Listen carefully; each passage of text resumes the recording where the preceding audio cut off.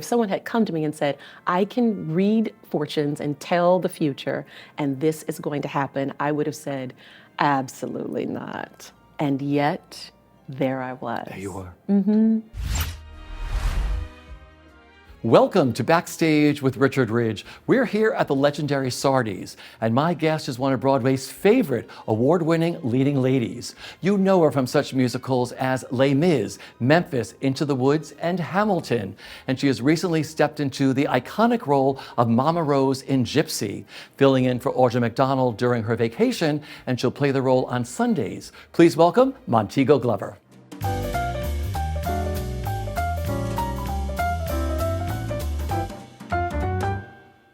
I got a call. It was a very good phone call. Yeah. And the word was, listen, Audra needs to be away and we would love to have a conversation. And I said, let's please. And then The rest is history. the rest is history. Okay, so when you found out you were going to play Mama Rose, like what went through your head? Did you know the show? Did you know the role? Of course, I went to theater school. I'm a theater kid. I know Gypsy. I know what it is, how it works, what it be, all the songs. It's like in us, it's part of our lives. And so in the beginning, I was like, this is a wonderful idea, a wonderful opportunity. Of course, we were all so excited that Audra was playing this role and that George had put his lens on it and given us such a new vision. Camille had given us this choreography. So I had seen the show in previews and was thrilled. And then the phone call came and suddenly I was coming from outside to the inside of this quite beautiful thing. So it was exciting and stunning at the same time. Okay. Was it daunting at all? Because all of a sudden you're like, I'm going into rehearsal. Yes, because it's so much. She's such a heavy lift. There's so much to do. She's so complex. It's a big show, which is wonderful, but it's a big piece, a lot of moving parts and pieces. So, it's a grand responsibility. Yeah. So, it's a big role. It's a role you said you knew, but the point is, when you were sort of relearning it for Broadway, did you go back to the songs first? Did you do scene by scene? Like, how did you work on her and work on the show? Gosh, I always start with the text. Always, always, always read the play. I always refer to pieces as the play, whether it's a musical or a straight play. And I'm so lucky I get to do both. I always refer to it as the play. So I go to the text, what is being said, what is not being said, what lives on the lines, around them, under them, and I start from there. Yeah. Interesting. Yeah. And then you fill in with the songs and everything else. And get started on that music because, it's part of the lifeblood of the show. Yeah. It's another means of expression. So it's very important to me to know what is being said in spoken word and then move very gently and naturally, actually, over to the sung word. Yeah. Okay, so Gypsy has been running, and of course, the whole cast is there, and then all of a sudden you're thrown in. But this, you did that before with like Into the Woods. Yeah. But I'm sure the company was so generous to you at Gypsy. Oh my gosh, incredibly, incredibly generous and welcoming and excited. I, did not know there were one or two people in that company that knew me already, that I didn't know. They were familiar with my work or familiar with me. And then there were just souls that I've always admired and enjoyed, and now I was getting my chance. Enter Danny Burstein. I've admired Danny for so long, admired his work. So getting the opportunity to work with him was a thrill, is a thrill. Yeah. So how long was the rehearsal process? 4.5 weeks. Oh, so you had like a real rehearsal process. Yes, it seems like a lot of time, and it is, but it isn't. She's so big. And it's so big, and this play has been running, for a number of months now, so they are quite oiled and ready to go. So I really concentrated on being solid in the scholarship of learning her so that I could join the company at a pace. I was always gonna need to canter to run, but I really wanted to be sure I was ready to join them when the time came. So the first time you saw yourself all done up, like in Mama Rose, that first with the coat and everything else, and the hair and everything, tell me about that first day with makeup and outfit in front of the mirror when you saw yourself as Mama Rose. What went through your mind? I thought, Montego, as a wee lass in acting school, would never, ever have guessed. Yeah. Never, ever. If someone had come to me and said, I can read fortunes and tell the future, and this is going to happen, I would have said, absolutely not. And yet, there I was. There you are.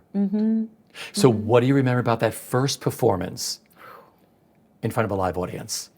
Oh, I remember, I remember hearing the first strains of the overture.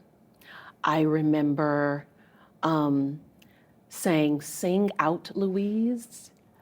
I remember looking into Danny's eyes for Small World. I remember starting Rose's Turn.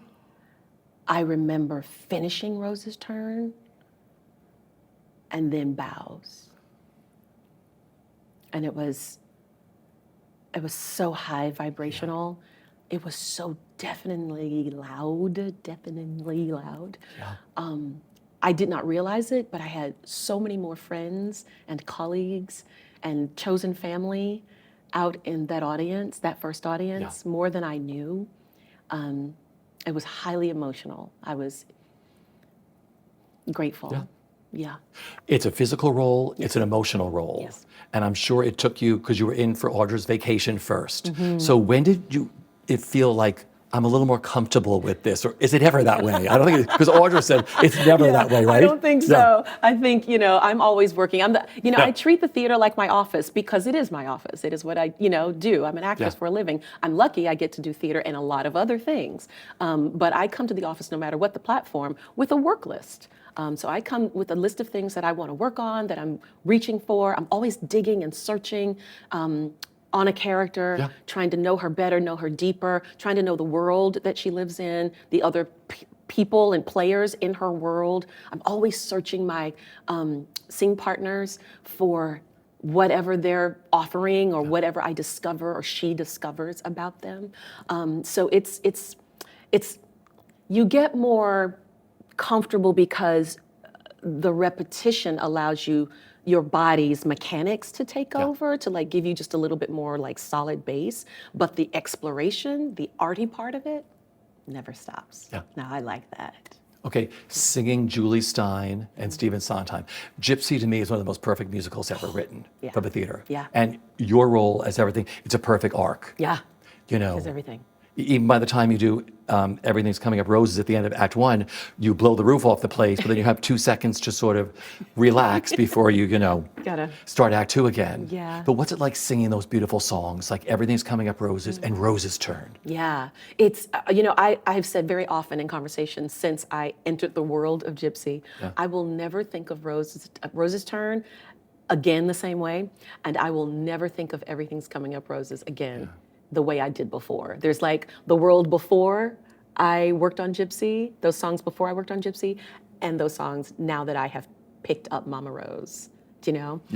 They have such a different meaning to me. Where they land in the play is so specific and iconic in its own way and deeply emotional. Like there's a lot going on. The lives of these people are real and robust.